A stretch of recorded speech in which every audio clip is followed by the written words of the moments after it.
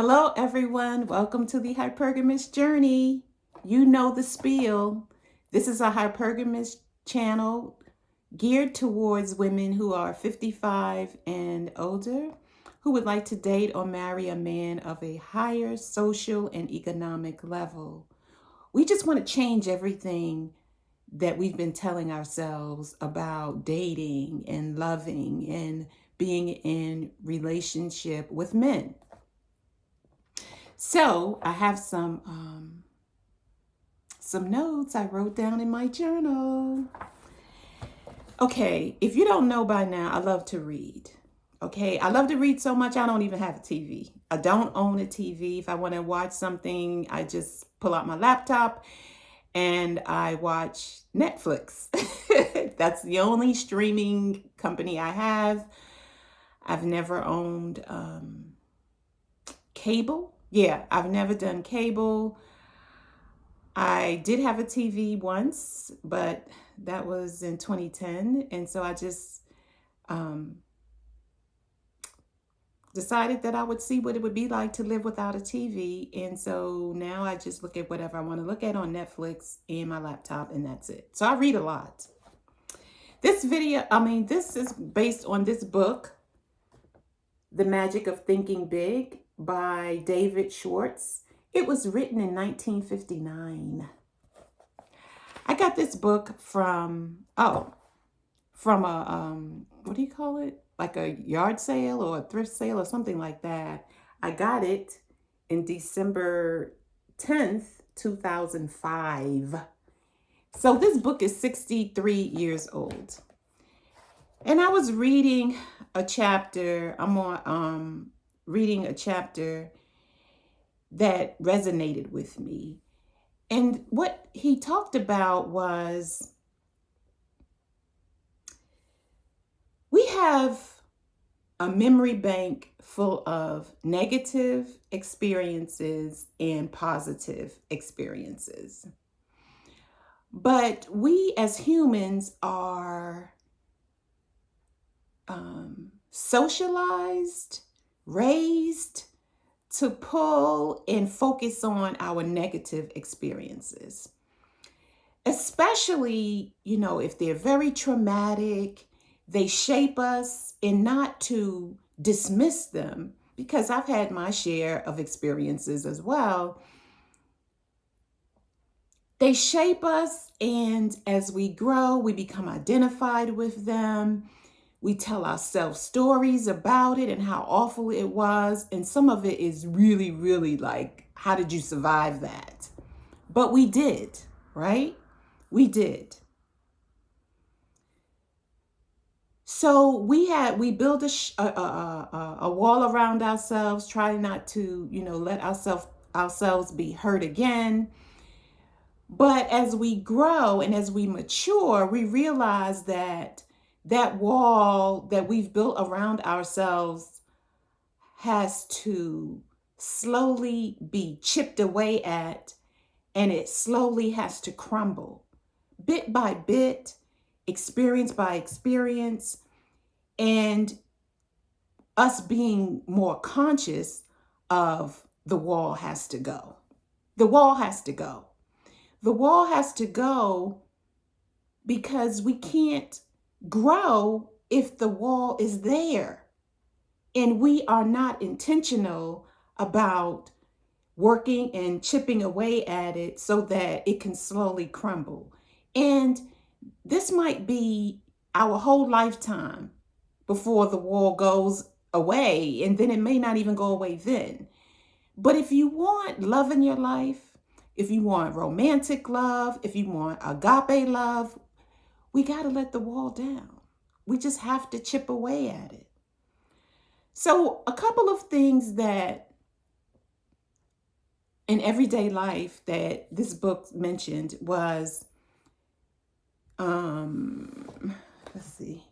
dismissing compliments of any and all kinds. And this is very common, especially among women. And I used to do this as well. So people at work, I work at a place where it's like 90% women. And most of us, even don't wear, most of them don't wear makeup. And I was included in that bunch until 3 years ago. So we don't wear makeup. We are not femininely dressed. We wear, pants all the time. And we just don't put enough care in our appearance when we go to work. We don't wear jeans, and we just don't do all the makeup. So when I started to wear makeup, people were complimenting me. Oh, you look pretty. Oh, you look pretty. Oh, you look pretty. And I had stopped, saying what women usually say is, if someone compliments us on our dress or our makeup, it's like, girl, I had a hard time getting these lashes on. They didn't ask for that. They just said you looked pretty. But we'll say, well, we had a hard time getting the lashes on. Oh, your hair looks nice. Girl, it was rough this morning trying to get it together. Didn't want to act right. So the person gives us the compliment and then we throw it in their face. Then there's awkwardness around it. And the person may say, well, I know what you mean. That's what I would do. I know what you mean. And so I had to learn, just take the daggone compliment. Just take the compliment. Say thank you. How nice of you. Thank you so much. And you might even say, I needed that. Because if you really need it, you need it.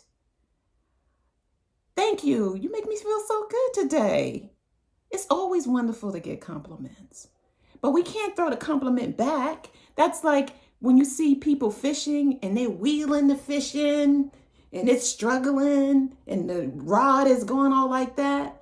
And then they throw the fish back in because, conservation or whatever their reason is. We throw the compliments back into people's face and the water splashes all over them and then it's awkward.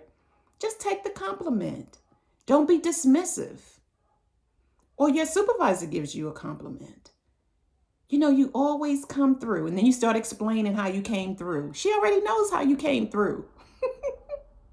You don't have to explain it to her. Just take the compliment. Thank you. Thank you. So we have these things, our traumatic childhood. Somebody looked at us crazy. We don't know why they did that. And so then we take that from our memory bank and then we try to analyze it and then, figure out what it is. You're never right when you try to analyze it. You're never right. The person lots of times is not even really looking at you when you think they're looking at you. They're busy deep in thought. And then they happen to look at you and they're not really seeing you. Stop it. Stop it. We have to learn how to get joy and pleasure from our past instead of disappointment. Ooh. Repeat.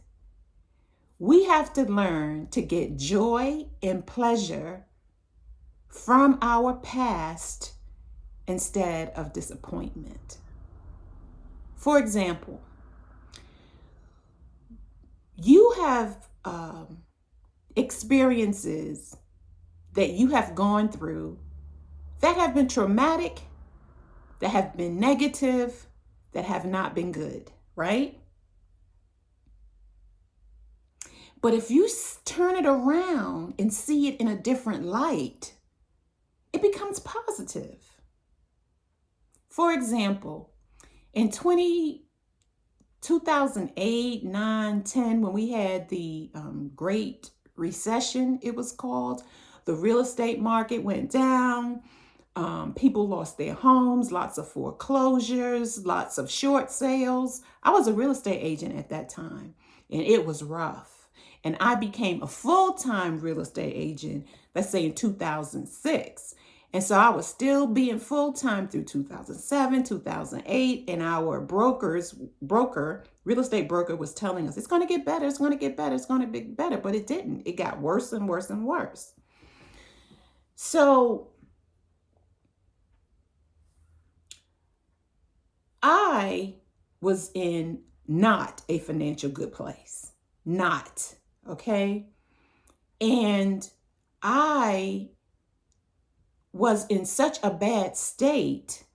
I'm trying to determine how much I shall reveal on this like international platform. I would just say I was in such a bad state. I had to move to, in such a bad state financially, I had to move to another state. I was in Georgia. I had to move to Florida to get a job. And all I had was $40 in my pocket. And I prayed all the way down that nothing was going to happen to my car. And I stayed with a woman who I found on roommates.com. And I don't even know if that company still exists, but roommates.com for $40 for 4 days. $40 for 4 days. And I knew I had to move there, and the job was referred by a friend. So I pretty much, sort of knew I had a very good chance of getting it. So while I was there, I started visiting the neighborhood of where I worked, around where I would be working, so that I could get a feel for where I wanted to stay. And I ate McDonald's like $2 a day while I was there for those 4 days, $2 to $3. The dollar menu or whatever they call it, everything's $1.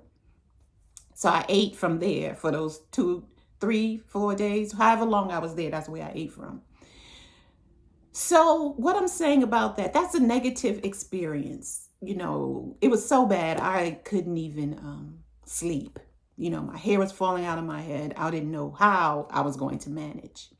But when I got over, right? When I got over, there's a spiritual, how I got over. When I got over, and how I got over is this. I kept telling myself all of the characteristics and skills that got me to be a full-time real estate agent, I still had. Those characteristics didn't go anywhere because I lost everything. They didn't go anywhere. They were still deep inside of me. All I had to do is just remember that they were there and work from that place. And that's what I did.